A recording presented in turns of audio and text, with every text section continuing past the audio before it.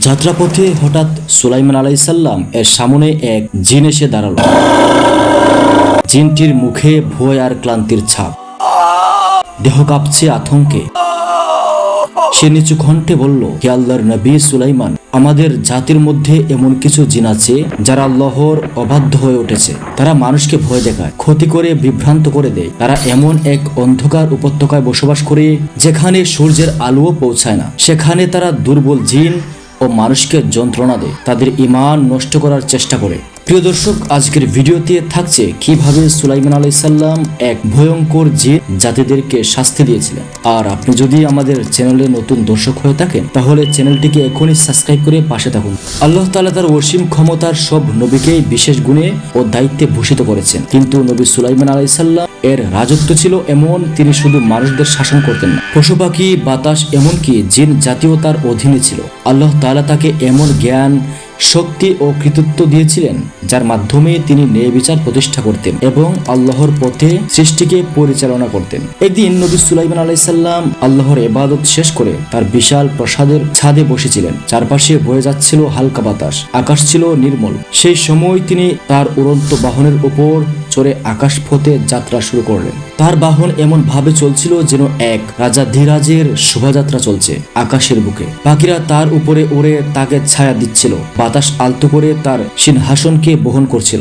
যাত্রাপথে হঠাৎ সুলাইমান আলাইসাল্লাম এর সামনে এক জিন এসে দাঁড়ালো। জিনটির মুখে ভয় আর ক্লান্তির ছাপ, দেহ কাঁপছে আতঙ্কে। সে নিচু কণ্ঠে বলল, হে আল্লাহর নবী সুলাইমান, আমাদের জাতির মধ্যে এমন কিছু জিন আছে যারা আল্লাহর অবাধ্য হয়ে উঠেছে। তারা মানুষকে ভয় দেখায়, ক্ষতি করে, বিভ্রান্ত করে দেয়। তারা এমন এক অন্ধকার উপত্যকায় বসবাস করে যেখানে সূর্যের আলোও পৌঁছায় না। সেখানে তারা দুর্বল জিন ও মানুষকে যন্ত্রণা দেয়, তাদের ঈমান নষ্ট করার চেষ্টা করে। সুলাইমান আলাইসাল্লাম শান্তভাবে বললেন, তারা কি আল্লাহর আদেশ অমান্য করছে? জিনটি মাথা নিচু করে বলল, হে নবী, তারা আল্লাহকে অস্বীকার করছে, নিজেদেরকে শয়তানের অনুগামী বানিয়েছে। নবী সুলাইমান আলাইসাল্লাম এর চেহারা গম্ভীর হয়ে উঠল।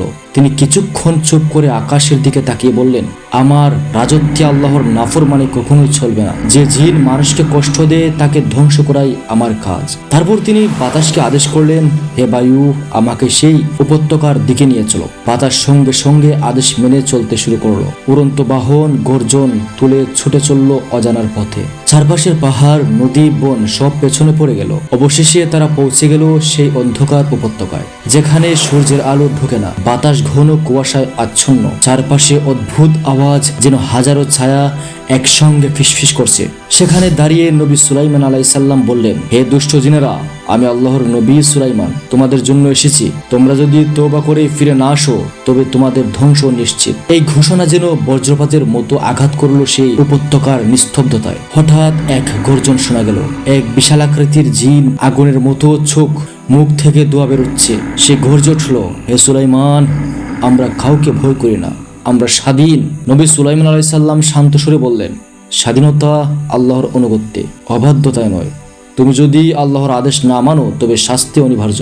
তারপর তিনি আল্লাহর নাম উচ্চারণ করে দোয়া করলেন, হে আল্লাহ, হে আমার রব, ন্যায় বিচার সহ ফয়সালা করুন, আর তোমারই সাহায্য চাই তাদের বিরুদ্ধে যারা মিথ্যা বলে। এই দোয়া শেষ হতেই এক প্রবল বাতাস বইতে শুরু করলো। দুষ্ট জিনেরা ভয় পেয়ে চারদিকে ছুটে পালালো। কেউ কাঁদতে কাঁদতে ক্ষমা চাইতে লাগলো, আবার কেউ অহংকারে বলল, আমরা কখনো নৈতিক স্বীকার করব না। তখন নবী সুলাইমান আলাইসাল্লাম এর অনুগত জিনরা, যারা আল্লাহ ভীরু ও সৎ ছিল, তারা এগিয়ে গেল দুষ্টদের দিকে। তাদের হাতে ছিল আল্লাহর অনুমতিতে তৈরি শিকল ও আগুনের ফাঁদ। অবাধ্য জিনদের ধরা হলো, কেউ কেউ আগুনে বিলীন হয়ে গেল। আর যেসব জিন অনুতপ্ত হয়ে ফিরে এলো, সুলাইমান আলাইসাল্লাম তাদের ক্ষমা করে দিলেন, কিন্তু সতর্ক করে বললেন, আল্লাহর পথে থাকো, অন্যথায় এর শাস্তি হবে আরো কঠিন। যারা সবচেয়ে ভয়ঙ্কর ও বিদ্রোহী ছিল, নবী সুলাইমান আলাইসাল্লাম তাদের সমুদ্রের গভীরে বন্দী করে রাখলেন, যেখানে তারা আজও বন্দী অবস্থায় আছে। যতদিন আল্লাহ তাআলা না চান তারা আর বের হতে পারবে না। সেই উপত্যকা, যা একসময় ভয় ও অন্ধকারে ভরা ছিল, আল্লাহর নামে পরিশুদ্ধ হয়ে গেল। শান্তির আলো ফিরে এলো। বাতাসে ভেসে উঠল তাকবীরের ধ্বনি, আল্লাহু আকবার, আল্লাহু আকবার। তারপর নবী সুলাইমান আলাইহিস সালাম আকাশের দিকে তাকিয়ে বললেন, হে আমার রব, তোমার অনুগ্রহের জন্যই সবকিছু সম্ভব হলো। আমি শুধু একজন বান্দা, আর তুমি সর্বশক্তিমান মহান আল্লাহ। সেই দিনের পর থেকে দুষ্ট জিনদের আর সাহস হয়নি মানুষকে প্রকাশ্যে আক্রমণ করার। যে জিনেরা তওবা করেছিল তারা আল্লাহর পথে ফিরে এসে মানুষের উপকার করতে লাগলো। কেউ কেউ পাহাড় পাহারা দিত, কেউ নদী ও বাতাসের ভারসাম্য রক্ষা করত। আল্লাহর অনুগত্যে তারা ফিরে পেল শান্তি ও নিরাপত্তায়। এই ঘটনাটি আমাদের এক গভীর শিক্ষা দেয়, আল্লাহর অনুগত্যে প্রকৃত শক্তি। যে আল্লাহকে ভয় করে তার সামনে দুনিয়ার কোনো শক্তি টিকতে পারে না, আর যে আল্লাহর অবাধ্য হয় তার পরিণতি ধ্বংস ছাড়া কিছুই নয়। নবী সুলাইমান আলাইহিস সালাম দেখিয়ে দিয়েছেন যে জ্ঞান, ক্ষমতা ও রাজত্ব তখনই মূল্যবান যখন তা আল্লাহর সন্তুষ্টির জন্য ব্যবহার করা হয়। তার জীবন আমাদের শেখায়, যে ব্যক্তি আল্লাহর নির্দেশে জীবন পরিচালনা করে আল্লাহ তাকে এমন শক্তি মর্যাদা দেন যা কেবল বান্দার ইমানের ফলাফল। তাই আমাদের উচিত আল্লাহর প্রতি অনুগত্য, মানুষের প্রতি দয়া আর শয়তানের প্রতিটি প্ররোচনা থেকে দূরে থাকা। কারণ আল্লাহর ভয়ে নতি স্বীকার করাই আসল বিজয়, আর অবাধ্যতায় সবসময় ধ্বংস ডেকে আনে। ভিডিওটি যদি ভালো লেগে থাকে তাহলে সাবস্ক্রাইব করতে ভুলবেন না। ধন্যবাদ।